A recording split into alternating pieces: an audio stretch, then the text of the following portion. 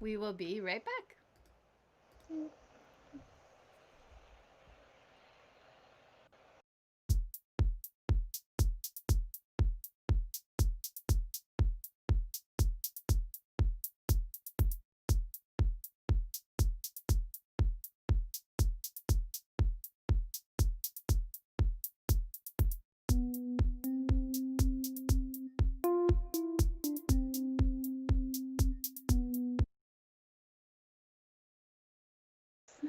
All right, good morning, everyone. Thanks for joining. This is Seeking Sustainability Live, number 167 today. And we have Ako-sensei, and I am JJWalsh. Thank you so much for joining. Nice to meet you. Thank you for having me. Thank you so much, Ako. I don't think we've had any language teachers on the series yet, but of course, Japanese study is so important for the sustainability, the future generations of Japan, because we want to make a bridge between living in Japan or visiting Japan and speaking Japanese. You can really connect to local people. So, in so many ways, the great work that you do is so important for sustainability. So thank you so much. Thank you, too. Would you mind just briefly introducing yourself before we talk about your work? Yes. So I started teaching Japanese about 18 years ago. So before I became a Japanese teacher, I had another job. So I worked for a cram school. It's called juku in Japanese. So children go to cram school after school to study additional study. So I worked there for 2 years or so. And while I was working there, someone told me she had taught Japanese to non-Japanese people as a volunteer. And when I heard the story, I was really interested in the job. So I quit the job at cram school and I started taking the course for being a Japanese teacher. And after that, I started teaching Japanese as a volunteer for a while. And then I became a professional teacher. And I used to work for some Japanese schools as a part-time teachers. And at the same time, I teach freelancer as a freelancer and had private lessons. So now I don't teach at any schools and I have all lessons privately. That's great. Yeah. And according to your bio, your specialty is the game industry or the game and tech IT industry. How did you get interested or how did you specialize in game or IT? Can you tell us? Yeah, so I was interested in games or technology uh, for a while. And so I really wanted to teach in the industry, but I wasn't sure how to connect with those people or how to have those clients. But luckily, I have a Twitter account, and I met some people in the game industry or tech industry. So now I have, so students from those industry. Yeah, and some of your podcasts, some of your reviews is also connected to game and tech industry. So, is there a lot of Japanese games or Japanese IT which is not available in English? So, you have a lot of gamers who want to learn Japanese just for the game industry, is that right?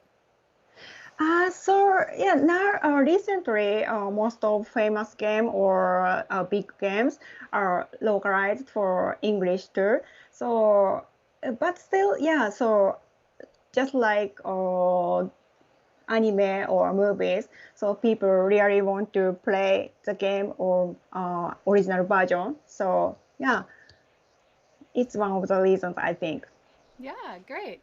I sometimes meet international visitors in the Hiroshima area who come to like a cosplay festival or kind of like a Comic-Con, right? Yeah. And they know certain kinds of Japanese I've never heard before because they are studying anime or manga or games, and they learn really good Japanese just from games, or especially virtual reality like adventure games or something. So that's Yeah. something I didn't think about that before, but Mm. yeah, So great some way to people learn. disagree with that idea. So anime Japanese or game Japanese is very different from real Japanese. But I don't think so. So it's a great idea too, I think.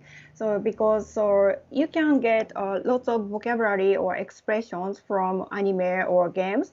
And if you study Japanese with your teacher at school, so you can build up your Japanese more effectively. Yeah. So yeah. Well, it's great as a teacher to find what is interesting of your students and to connect that topic, right? As a good teacher, you always connect with interesting topics. And I think a gamer who's studying Japanese, definitely that's a great way to connect. Thank you. Yeah. In the series, I talked to some sake specialists who are in Australia, or a woman who brings a cycle group, Tina McCarthy, to Japan from Australia. And they are studying Japanese really hard. The sake experts are studying Japanese to read the label. The tour guide who brings a cycling group, she's studying Japanese to be able to and understand the culture when she brings groups over. I think there's a lot of people abroad who are very interested in Japanese, as well as international residents like me who need to communicate better in Japanese. Who do you Yeah. find for your customers? Are most of them abroad or are they in Japan? So before COVID, I had lessons in person or lessons in person. So most of my clients are corporate, so companies. So I go to their office and have lessons in their office or meeting rooms or something like that. So not most, so all of my students lived in Tokyo. But after COVID, I started online lessons, so I switched online lessons. And since it's online and I work from home, I don't have time. I don't need to take time to have transportation. So I have some more new classes now. And so now two of my students live overseas, yes, abroad, in London and in San Diego in the US. Wow, nice.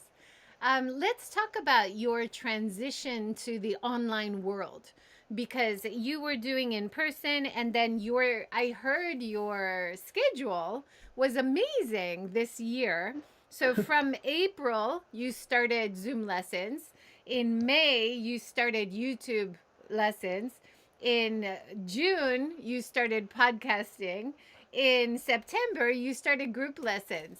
Amazing. Like you really have dived right into this online teaching world. How did you get started, or how did you find it? Yeah, so in February, I decided to switch all lessons online. And at that time, I was so worried because there are so many professional and experienced online teachers for Japanese language. Already, there are so many teachers. So I wasn't sure if I can survive for online teaching or industry. So I was almost panicked. And so, and at that time, so somehow I had lots of new ideas like maybe I can start YouTube, maybe I can start group lessons and podcast too. So yeah, I prepared little by little and I started them little by little. Yeah, amazing. One of the reasons I also wanted to talk to you is you are very good at social media. You Oh, are thank very you. good at marketing.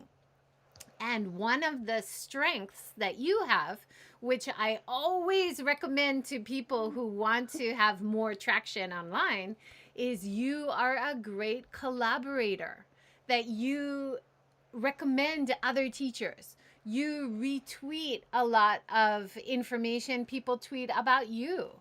You retweet on various channels about your different channels. And you're using Patreon really well to develop your business.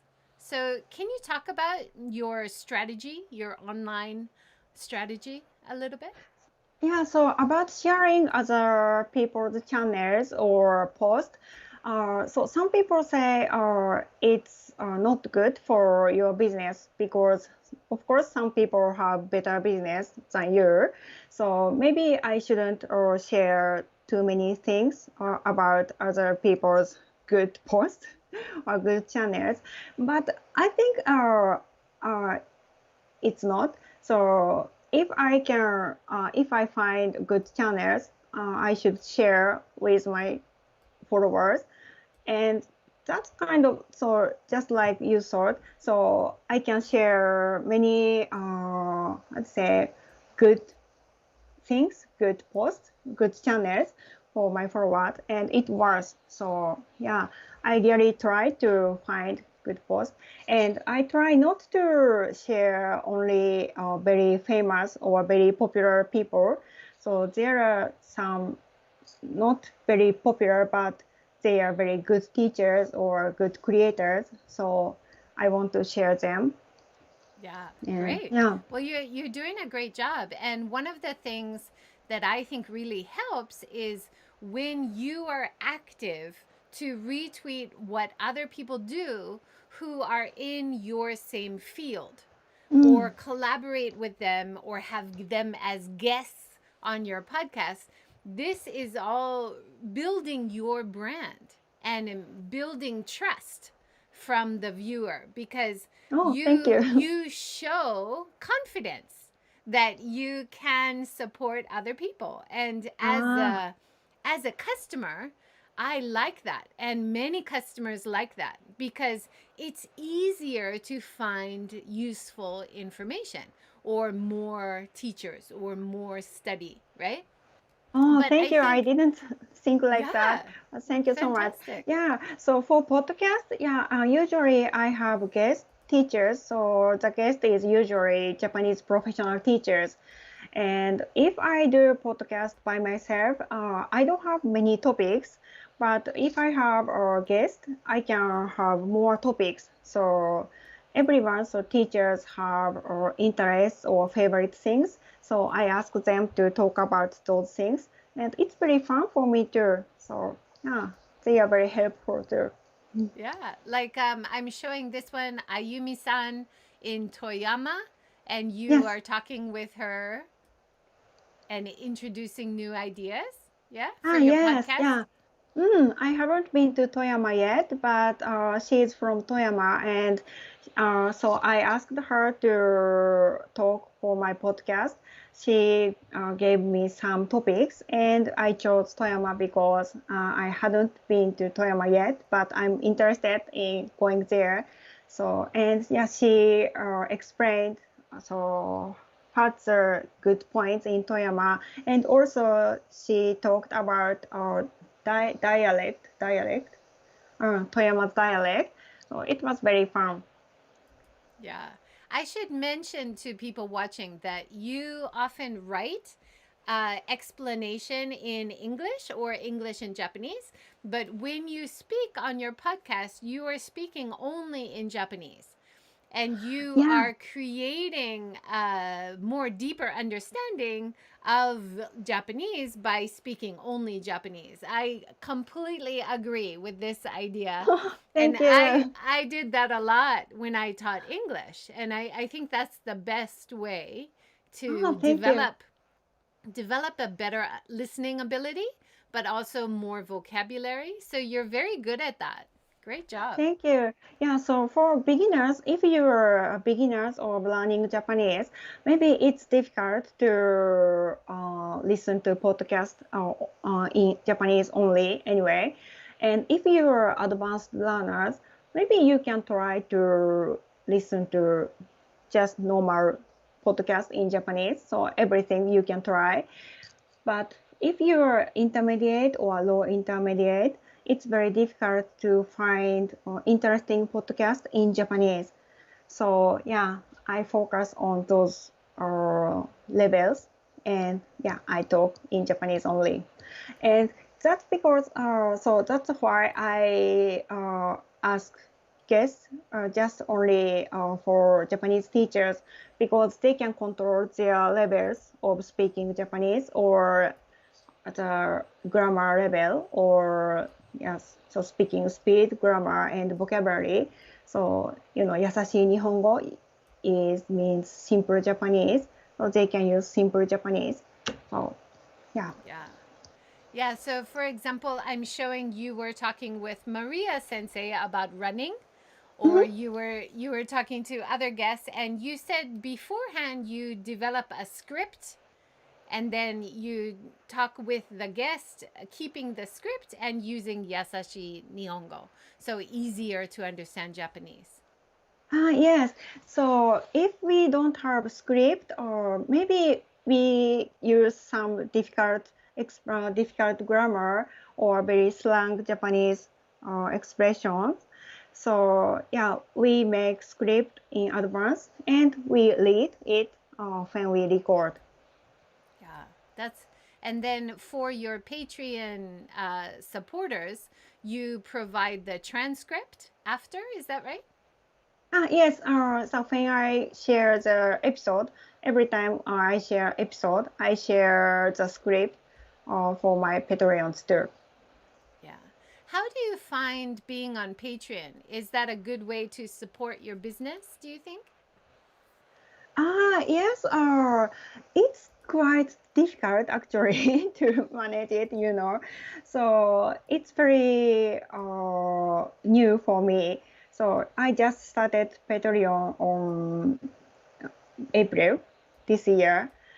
And yeah, it was quite difficult, and it's still very difficult how to use Patreons. But yeah, it's good, I think. And it's very fun, actually. I can connect with people. And so I use Discord for chatting with people, chatting with my patrons. And the idea is that, so if on Twitter or Facebook, some people are very mean, or there are some haters too. So it's very difficult, or people don't want to post in Japanese because they don't want to be attacked, of course. So if it's Discord, there are limited people, so you can express yourself in Japanese more comfortable. So yeah, I use Discord and it works well, I think. So Patreon is a supporter system for a lot of creatives. But it's only in America. But you find using it is good for your business, you think? Yes. So Patreon doesn't have Japanese version yet. So it's for America, not only for people in the US, but yeah, it's in English. But I think for Japanese people or Japanese teachers, it's a good tool too, I think. Yeah, I haven't seen many Japanese people on Patreon. So I was glad to see you there and to see how well you're doing developing your brand using Patreon as one of the types of social media that you're using. You're doing it very well. Great job. Oh, thank you. Thank you. So, talking about Yasashi Nihongo, you had a great guest appearance on Japan by River Cruise. Did I say that right? Ali and Bobby? Hello. I was also a guest on their show. Lots of fun. And you were talking about Yasashi Nihongo on their show a little bit. Can you tell us how Yasashi Nihongo is used in Japan? So Yasashi means simple Japanese, and so it's used for non-Japanese people, or people, so people who don't speak or understand Japanese fluently. So especially when natural disaster or something happens. So if Yasashi Nihongo is used, people can get access to the news or information easily. So Yasashi Nihongo is so people are encouraged to use Yasashi Nihongo recently. But actually, Yasashi Nihongo is not very popular or common yet. So I don't really think, it's very common yet. But still, I really think Yasashi Nihongo is very important for Japanese people. So you think so if someone is not good at Japanese or the person's Japanese is not fluently. So Japanese people often think you should speak English instead of Yasashi Nihongo. But of course, so some people don't speak English either, right? So Yasashi Nihongo is actually very helpful. So if most of Japanese people learn how Yasashi Nihongo works, so I think it's more helpful. Definitely. It's a great way to bridge the keigo, the polite Japanese, to a level that most international residents or visitors can understand. And I think it's a very important tool that hopefully more Japanese people who are in the hospitality industry, especially, Yeah, will start to use this Yasashi Nihongo, easier to understand style, especially with international visitors, right? yeah, I think so. So especially at a department store or coffee shop, restaurant, so you are a customer, so the staff always think they should use keigo, very polite Japanese. So, but yeah, sometimes Yasashi Nihongo is more politeness for some people. So yeah, they should understand the uh, style or the idea, I think. Yeah. Mm. I think, of course, using keigo or polite Japanese at first because you don't Mm, know the customer's level, right? And then yes. if the customer understands, no problem. But if the customer can't understand, please make it easier. Yeah, I know. Yeah, so usually people just keep saying very polite Japanese and so quickly. So yeah. Yeah, it's really hard.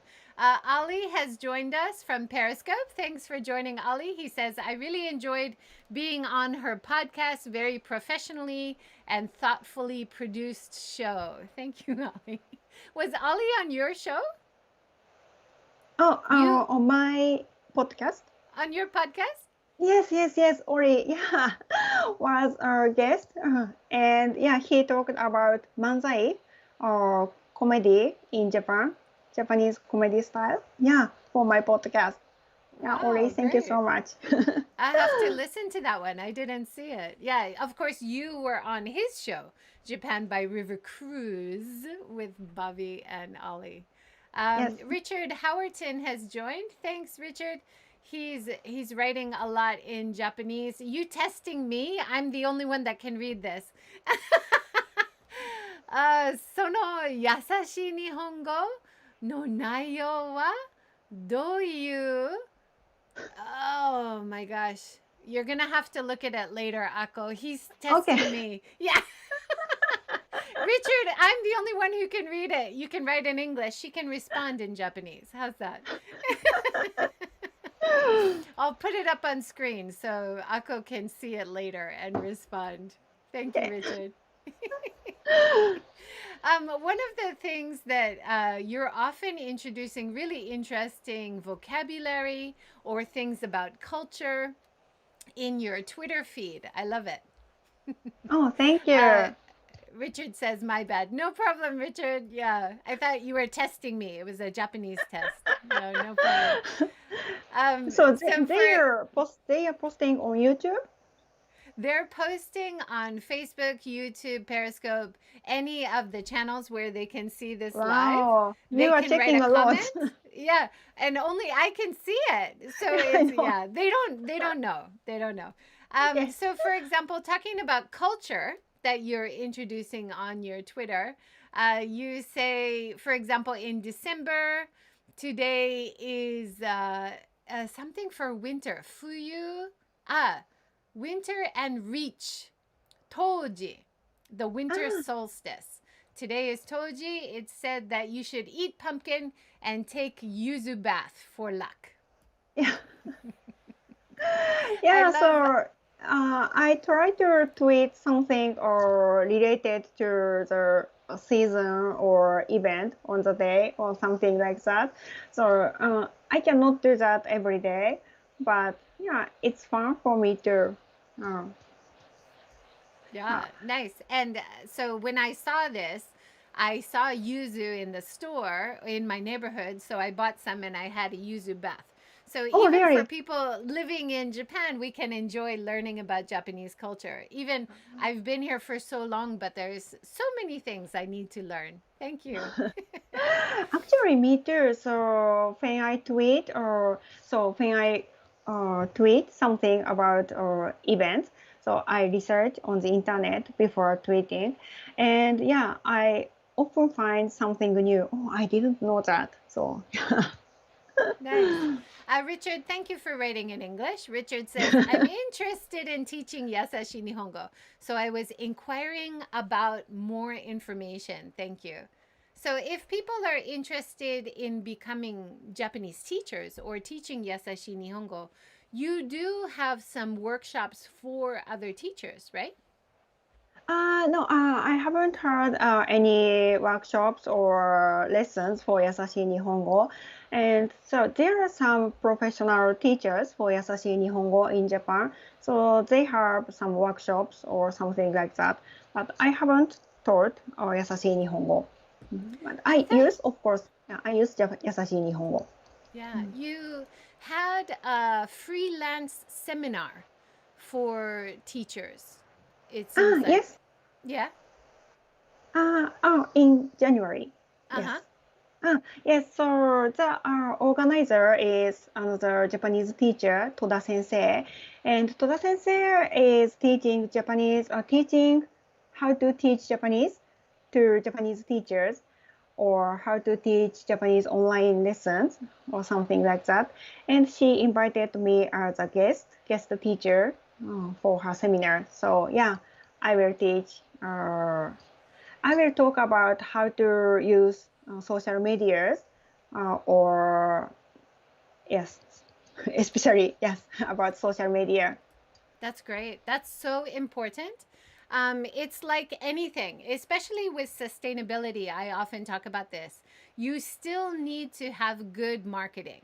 Even if your product is amazing, your service is amazing, but nobody knows about it, then you won't be a success. But you are a great example of someone using social media so well and building such a great brand. So well done. Thank you, thank you. So at first it was very difficult. Of course, I didn't have many followers, maybe two or three of my friends, so who are using Twitter followed me, but they shared my post, and yeah, so I gained followers little by little. So now, yeah, thank you. So I have many followers, but so continuing is very difficult, so it's easy to start, but so at first you don't have any feedback or anything, and some people are very mean, and you are discouraged a lot at first. But if you continue, maybe you will have a chance later. So for me now, YouTube and podcast, I'm very new for YouTube and podcast. So it's very difficult. I feel I'm not very good at YouTube or podcast yet, but I still think continuing those platforms is very important. So yeah, I will keep trying. That's great. Can you talk a little bit about how you keep up with all of the different social media you're doing. So you have a great following on Twitter, you're good following on YouTube, a good following on Facebook, Instagram, you have Patreon now. So for you, how do you keep everything organized? Can you give some advice? Advice. so, so actually, it takes time to only one post, even just one post. It takes time. So I think, or you shouldn't start everything at once. So first, I started Twitter 5 or 6 years ago, and for a while, I kept doing it. And this year, I started everything. But before starting, I think you should make a schedule for posting or editing them, especially for YouTube. It takes time to edit the videos. So if you have time for preparing those posts, maybe you can try, and yeah, you can have time. Time is the most difficult point, I think. Yes, and using time efficiently, right? Yeah, Not exactly. wasting time. Yeah. Yeah, like for me, I'm always a little scared to go on Facebook because I find Facebook is a time hole, a time suck for me, right? So, because I have a lot of contacts and friends and family who are always only on Facebook, it's very important that I'm on Facebook. But if I go on Facebook to do something, I can spend hours very Yeah. easily, right? So for me, it's a bit dangerous. I have to make sure I don't spend too much time on Facebook. How about for you? Do you find that? Yeah, exactly same as me. So I try not to look at other posts too much, and yeah, it's very difficult part. So every platform has different posts, of course. So on Instagram, there are so many interesting photos or pictures, and on Twitter, news or some interesting meme or something like that. So yeah, it takes time, not only for making your post. And then how are you transferring your videos to the podcast? Or are you doing the podcast as original information? How are you doing that? Yeah, for podcast, it's only for podcast. So I make script with my guest for podcast, and we record it, and I share it on podcast, and that's all. So I don't use the recording or one for anything else. Yeah, so podcast is only for podcast. But for YouTube, I have webinar style lessons. I call it live lessons on every Sunday night for my patrons. And so I share, uh, I offer lessons actually. I offer lessons to them on Sunday night. And so for the lessons, I make slides, lots of slides for the lessons. And I use those slides for YouTube channels. So, are you using special software to make those nice videos, web lessons? Ah, sorry, I use Keynote for on my MacBook Air, and so make slides on Keynote software. And I don't actually I don't really edit anything for my video. I just record my lessons on Zoom recording, cloud recording, and I just upload it on YouTube. Nice. And on Yeah, YouTube, you can edit a little bit, so you can cut or something like that. So yeah. Yeah, you do a great job of having a very cute design, which is easy to follow with the words and pictures. And then your face is there, so it's easy to follow what you're saying because we can see your face. I think that combination of seeing the teacher and seeing the information is a really nice style, easy to follow. Oh, thank you. So on YouTube. So yeah, I'm talking and you see the my face and the slides. But on live lessons, the people, the attendees, my students use chat box for to post their answers or comments, questions. So they can the lesson is more interactive using chat box. And actually, I got that idea from Twitch. Do you know Twitch? Mm-hmm. Twitch is the platform for live streaming, game live streaming. Mm-hmm. So on Twitch, the gamers or players are playing game, and their face is on the screen. And also their fans can post their comments or emoji things or on chat box. So that was very interesting, I thought. So yeah, I stole those idea for my live lessons. Well, this live stream is also on Twitch. So, welcome to anybody Oh, watching on really? Twitch right now. Yeah. Oh, Are actually, this you is my first time on Twitch. really? Thank you. I But didn't know that. you are so connected to the game industry, so you should join Twitch and put some of your videos on Twitch. I'm sure it'd be Ah, very popular. okay. So how do you use Twitch? So you just live streaming on Twitch? Yeah, I'm using a multi-stream channel so that this live stream goes on YouTube, Facebook, Periscope, which I hope will change to Twitter Live soon because Periscope is becoming deleted. Too bad. And Oh, Twitch. So if you have a multi stream software system, you can multi stream to all the channels at the same time. wow.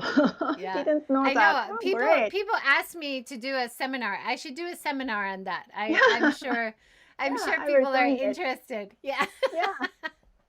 uh, Richard Howerton says he's interested in expanding his online Japanese lessons. So, would you give some advice, like to start on YouTube, or which platform is the best for online lessons? Do you have a Ah, recommendation? so it means so he is having his online lessons. So he is teaching Yeah, lessons. he's Right. teaching Japanese up to level 3 of the Japanese language proficiency test. Oh, wow. Yeah.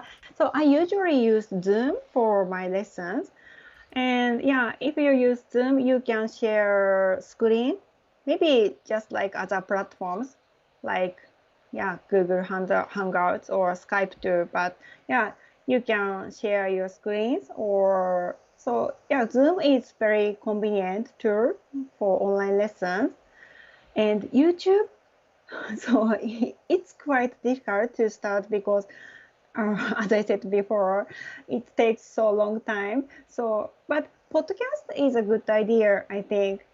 And so some guests are kind of afraid or are showing their face on to YouTube, but it's more easy to find guests for podcast, I think. So yeah, starting podcast is a good idea, I think. Yeah. And having guests and collaborating with other teachers like you do so well, I think that's a good way to expand your network and Ah, yeah. to get more people interested in watching, right? I think so. Yeah, just like you. So if you have a guest, you can you will have a chance to talk with those people, and it's very fun. So, Yeah, nice. So good luck, Richard. It's difficult, but it's very rewarding. I think one of the things that I've learned, and I see Ako-sensei you are also doing, is consistency, right? So on YouTube, every Sunday you have a new video, right? Or in my case, every weekday I have a new video, usually, right? And then on the podcast, also consistent, regular, often. So don't kind of leave one channel to be like a ghost town, right? You have to consistently keep all your channels with new information. And I think that's a kind of a key point, right? and if you have many episodes, it's kind of like your library, right? So you have many books in your library. So at first, maybe nobody is listening to your podcast or watching your YouTube videos, but maybe 1 year or 2 years later, yeah, you have lots of books in your library, and it's good, I think. Yeah. I saw your tweet where you're showing all of your Instagram lessons. And so for you, that's nice to see your progress, but it's also a good way to promote your Instagram on Twitter, right? You mean so my videos on Instagram, Mm-hmm. so the photos of my Instagram. Mm-hmm. Yes. Mm. Yeah, so I usually just copy my tweets and paste on Instagram. But yeah, so I changed the style for Instagram. So I use colors for each post. And yeah, I like that colorful style. So Yeah. I think it's true for Instagram, for successful Instagram as well as successful tweets, as well as successful YouTube, to have a consistent style where people know what to expect, right? And you have a consistent format. So you always have the same kind of format, and then the viewer becomes a fan, and then whenever they come, they know what to expect. And I think that is very good for students, but also very good for customers, right? oh, thank you. Yeah. I didn't really think about it, but yeah, I like really, I wanted to have something organized. So yeah, I have Yeah. same format for each platform. Yeah, it's great. And then your customer or your viewer can know what to expect and then feel anzen, right? Feel safe about coming again and Oh, thank you. trying a new lesson. Yeah, it's fantastic. Richard says, my lessons are conducted online video chat right now, but I'm interested in using other venues or other apps. Yeah. So lines, actually, I haven't used line for my lesson, but if you're comfortable with using line, I think line is good too. So, but for me, yeah, so I every day use Zoom now. So yeah, Zoom is the most convenient for me. But Yeah. everyone has different feelings. So yeah. Yeah. What do you think are the biggest hurdles for your Japanese language students? You often focus on grammar or vocabulary for the language test? Have you noticed certain types of grammar or certain types of vocabulary is very challenging for students? Again, so YasashiNihongo is at the point, I think. So usually people start Japanese, and so when you start learning Japanese, you first learn YasashiNihongo things like 学校に行きます or something like that. But the Japanese language which is used in the restaurants or coffee shop is totally different, right? So their Japanese is very, very polite and they talk very fast. So the gap is quite difficult, I think. Yeah, I Yeah, think it's so. quite different from English, I think. So and and another thing about English, so if I don't understand English word, I can use dictionary easy, so I can just copy and paste. But in Japanese, there isn't space between words, so it's difficult to know which is one word or which is word, particle or verb or something like that. Yeah, it's another difficult point to learn Japanese. Yeah, definitely. I found the best strategy for my English students, as well as for me studying Japanese, is learning how to negotiate meaning. So if I hear something I don't understand and I say, do you mean this? Or do you mean that? right? And that style we use in English to English. We always negotiate meaning. But learning how to do that in another language really helps me to communicate, Ah, right? And I ah, heard that you also said, of course, Japanese people also need Japanese study sometimes. And of course, English people need English study. So I think the technique to communicate well is very difficult to teach, right? yeah, difficult and very important, right? So, yeah, that technique, so negotiating technique, yeah, sounds very interesting. Mm. But you are doing that as well, right? You're teaching people through YasashiNihongo. You're teaching them how to ask questions, how to negotiate meaning. So Mm. you're doing a great job. Oh, thank I you. I was laughing. Of course, we follow each other on Twitter. Thank you very much. I was laughing because you were teaching about New Year's expressions. So, what do you say in December? And it's different from what you say in January. Can you Ah, explain? yeah. Yeah, so in English, I think Happy New Year is used for both in December and in January, right? So I can say Happy New Year now in the end of December. But in Japanese, in December and in January, the expression is different. So in January, 明けましておめでとう, a very common expression for Happy New Year. But before January 1st, you never say 明けましておめでとう. So before that, so in December, you say 良いお年を. It's kind of, yeah, have a happy new year. But yeah, the greeting is totally different. Yeah. And I was laughing because the day you posted that, I had just said in the end of the interview, I said "Yoi otoshio" or "Akimashite omedetou gozaimasu." So I said it wrong, and then I read Oh, your yeah. tweet, and I was like, "Oh no, oh dear!" But that's so good because I often make mistakes. Of course, we all make mistakes. That's part of learning. But I was so glad to see yours and be like, "Oh yeah, okay." I'm not going to say that anymore until January. So thank you very much. Thank you too. Yeah, so especially that expression, so 良いお年を or 明けましておめでとう, Happy New Year. So it's used when you say goodbye, right? So it's difficult for people to correct it, right? So, it's not correct. You should say blah, blah, blah. So when you say goodbye, maybe, it's okay. So goodbye, right? So yeah, you don't have a chance to get to know the difference. But actually, yeah, 良いお Yeah. 年を sounds better.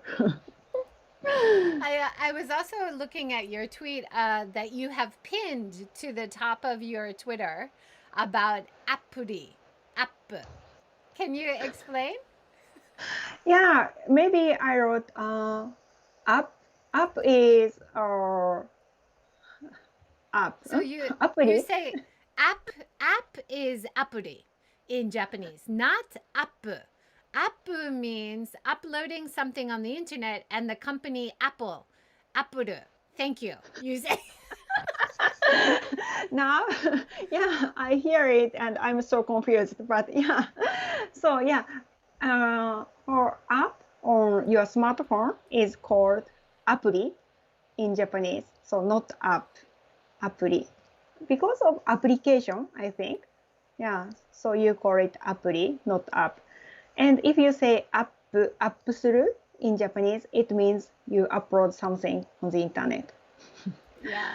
And yeah, the I company is Apple. Yeah. Yeah. I also I'm so frustrated sometimes by katakana, right? Or Japanese English, wasa ego. This is really difficult for language learners, I think in Japan. I often ask, is it volleyball or ballet? Right? Like when you see ballet, I was like, oh, I'm so confused. Yeah, and ballet means two meanings actually. So volleyball and ballet, the dance. Yeah. So yeah, it's very confusing. And you said 和製英語, so English made in Japanese. So, for example, smart is kind of 和製英語. So you use smart in English, but it means like intelligent or clever or something like that. But in Japanese, so smart was used as slim. So if the person is slim, thin, or she is smart.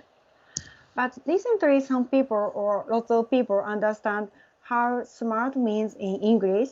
So some people use smart as the English smart meaning. So it's more confusing now. So yeah, katakana is so confusing. Yeah. And waseigo, Japanese English, which is actually Japanese, not English, right? It's very Yeah. confusing.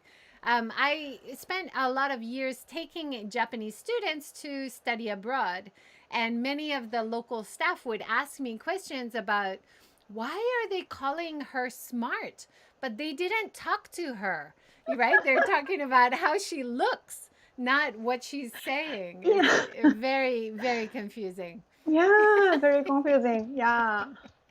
Now, on your website, you have some great recommendations of books if people want to improve their reading, right? Yes. So recently I started that project. So lots of people are looking for books in Japanese to read, but it's difficult to find a good one or something like that. So I introduced some books on my website, and so that people can get to know my favorite books. So yeah, and I introduced them in Japanese because their Japanese is good enough to read those books, of course. So yeah, and I Yeah. really like reading books, so it's fun project for me. So I will post more next year. Yeah, I really like that. And for me, I've tried to get back into reading because I find I'm too much time on the screen, right? So I try to make time every day for a little bit of reading from a book or from the Kindle. And so it's so hard to find Japanese books which are interesting. I don't know how to choose it, right? So it's great Yeah. to have your recommendations. Thank you very much. Mm. Thank you. So some people think so books for children, like picture books, are good for beginners. But if you are not interested in the book, the contents, I think it's not a good tool to read. So finding something interesting is the most important thing to read. So yeah. The Kombini Ningen, is it? That looks really interesting. Yeah, it's very famous and popular book. And it's translated into English and German, Chinese, or something like that. So actually, it's very popular all over the world now. Yeah, nice. I'll have to go to the bookstore and try to find some of those. And Yes, please. In Japan, they have a really good reuse bookstore system like Book Off or other companies. So you can Ah, often find the used version, which is very reasonably priced, right? yeah, I like book off. Yeah, so I often go to book off, and yeah, I find so if it's a new books or it's quite expensive even at those stores. But if it's not new, yeah, it's very reasonable price. So I recommend. Yeah, which is more sustainable, of course, to reuse as much as possible. Yeah, Especially exactly. during the holidays, right? We buy too much new stuff, so it's nice to reuse and extend the life of products. Mm, I saw also you were talking about kokos. You say sorry. kokos ichibanya, kokos. Ah, yeah. Coco's curry. And as a vegan now and vegetarian for a long time, Coco's is one of the most convenient. And I'm so thankful that they now have a really good vegetarian vegan offerings at most of the Cocos around Japan because it's very Ah, difficult for vegans and ah, vegetarians. mm, And yeah, I saw so that you were talking about the name from Osaka, from Kansai dialect. Is it? いやーここ、カレーはここが一番や。right? Yes. I It's didn't quite, realize that it was yeah. from Kansai dialect. That's so interesting. So Kokoichibanya is usually called Kokoichi in Japanese. And yeah, but it's from that phrase. Is カレーは it? ここ Yeah. が一番や. Yes.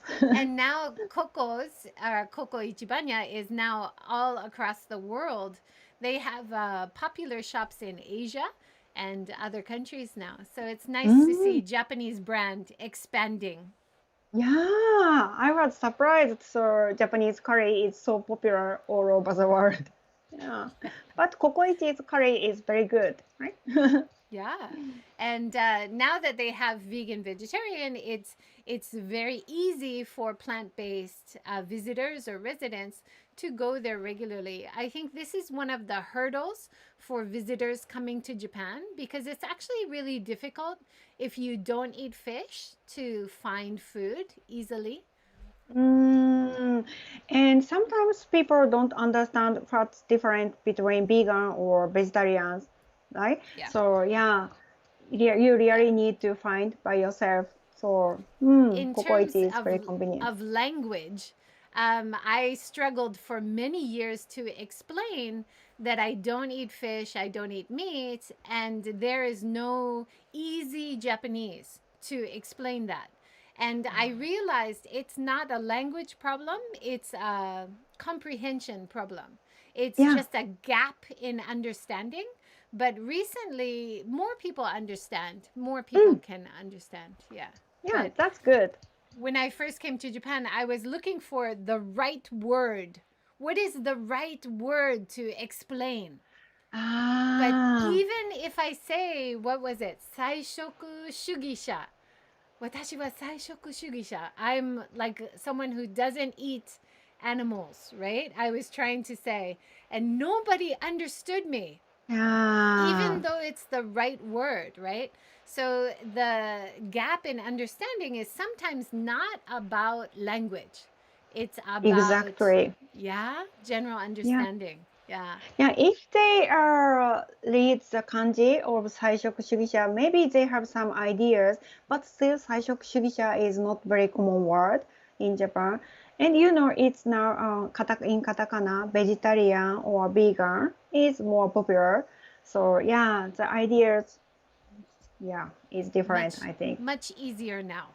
In the last Mm. 10 years, 20 years ago was almost impossible. Oh, it Yeah. must be very, very difficult. Yeah. And then sometimes you say no meat, no fish, no cheese. You go through everything. And then when it comes, there's a little bit of bacon. And you're like, what? And they're like, but bacon is okay, right? And you're like, no, bacon is an animal, right? You know? Yeah. So they So, don't yeah. have the idea. So, So, thanks mm, to my Japanese teachers over the years, like you, who taught me how to explain and negotiate meaning, it was much easier over the years. Yeah. Thank you ah, very much. good. Oh. Okay, so we have just a few more minutes. Do you have a plan for what you want to do next year in your teaching? Do you have any ideas? So I started many things this year. So I will keep it. So podcast, YouTube, and live lessons and group lessons. So yeah, I will continue everything next year. And maybe I cannot start anything new next year, but I will keep trying. Can you tell us a little bit about your small group classes?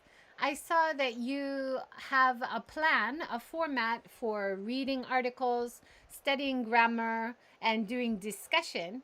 Is that usual for your classes? Yes, yeah. So for N2 class, I made it a special class for tech and games. So we read an article about tech or games every week, and the students write essays about the topic about the article every week, and they make a speech in front of other students. And yeah, we study grammar too. Yes.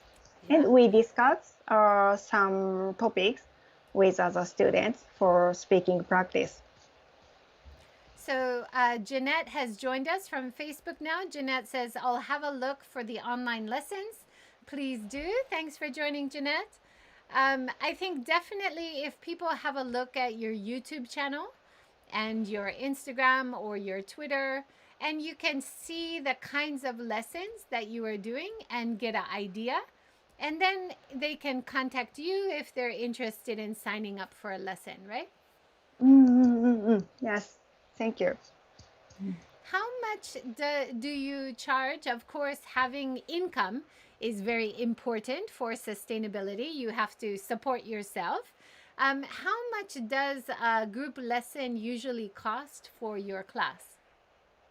The group lessons is for 12 lessons, and one lesson is 1 hour, and it costs 3,000 yen for each student.